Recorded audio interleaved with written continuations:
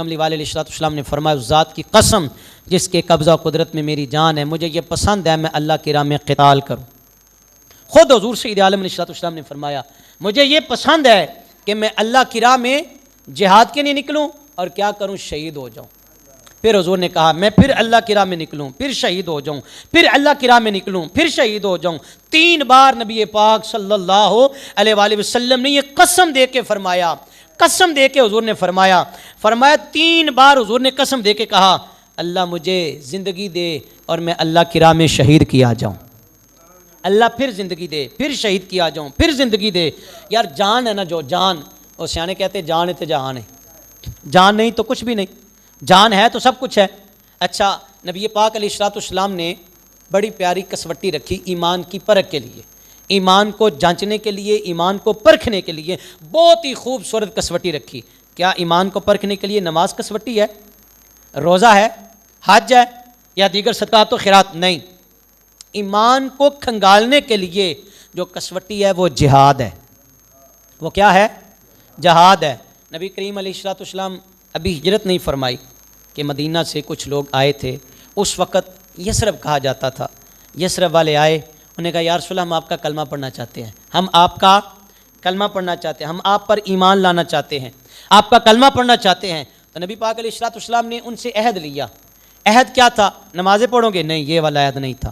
حالانکہ نماز کی تلقین بے شمار 700 سے زائد مرتبہ قرآن نے کی ہے، صدقات و خیرات کی، روزے رکھنے کی ساری تلقین قرآن نے کیا، لیکن حضور نے ان سے عہد کیا لیا، بیعت کیا لی حضور نے ان سے؟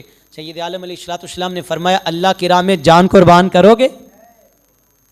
اللہ کی راہ میں اگر جان کا نذرانہ پیش کرنا پڑے، اگر اللہ کی راہ میں جان کا نذرانہ پیش کرنا پڑے تو جان دو گے؟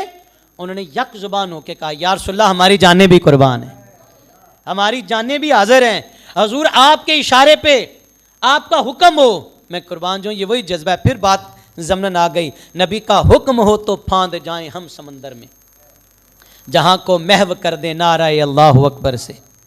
جناب موسیٰ کی قوم تھی، جب جہاد کا وقت آیا تو من و سلوہ کھانے والے انہوں نے کہا ہم نہیں لڑیں گے، ہم نہیں لڑیں گے، کھا کے من و سلوہ۔ تو جب جہاد کا وقت آیا تو پیٹ پھیر گئے، پیٹ پھیر گئے۔ تو نبی پاک علیہ السلام کے غلام بھوکے رہ کر، پیاسے رہ کر، نیتے ہو کر اپنے آقا پہ جانیں قربان کرنے لگے، اپنے آقا پہ۔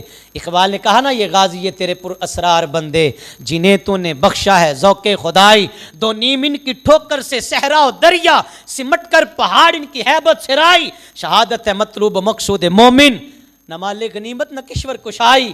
اور یہ مال غنیمت کے لیے نہیں نکلتے، یہ تو اپنی جانیں مولا کی راہ میں لٹانے کے لیے نکلتے ہیں۔ یہ کس قوم کو للکار رہے ہیں؟ یہ قوم تو بھوک اور پیاس برداشت کر کے اسلام پہ جانیں قربان کرنے والے ہیں۔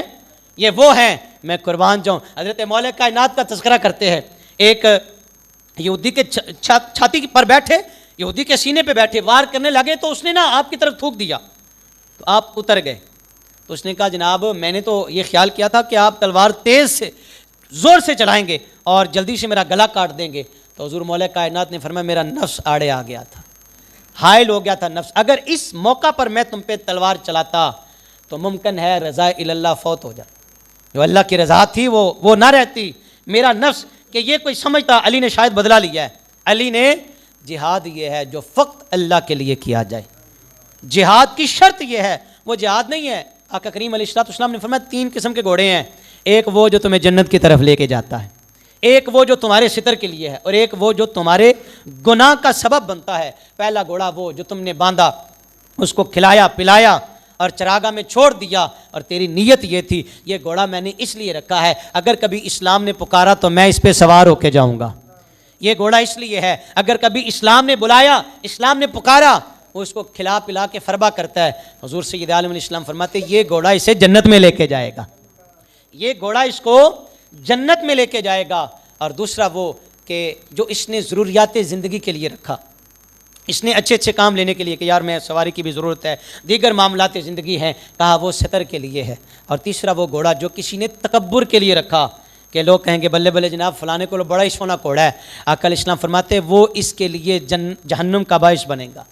تو تینوں باتیں اس حدیث مبارکہ سے میں مل رہی ہیں۔ نیت اخلاص، اگر مال غنیمت کا ہے تو پھر تو فائدہ کوئی نہیں ہے، اور اگر نیت اخلاص اللہ کے لیے ہے کہ جان دے دی ہوئی اسی کی تھی، حق تو یہ ہے کہ حق ادا نہ ہوا۔ نبی پاک علیہ السلام نے شہید کا جو رتبہ بیان فرمایا، حضرت ابو ہریرہ رضی اللہ تعالیٰ عنہ بیان کرتے ہیں، اور رسول پاک علیہ السلام نے فرمایا اس ذات کی قسم جس کے قبضہ قدرت میں میری جان ہے، تم میں سے کوئی بندہ اگر اللہ کی راہ میں زخمی ہو، اگر اللہ کی راہ میں زخمی ہو، میدان جنگ میں گیا اور زخم لگا، شہید نہیں ہوا، صرف زخم لگا، آقا علیہ السلام نے فرمایا پھر اس زخم کے بعد یا اسے موت آ گئی یا اسے طبعی موت آ گئی، لیکن قیامت والے دن اسی حالت میں اٹھے گا کہ اس کے زخم سے خون بہہ رہا ہوگا۔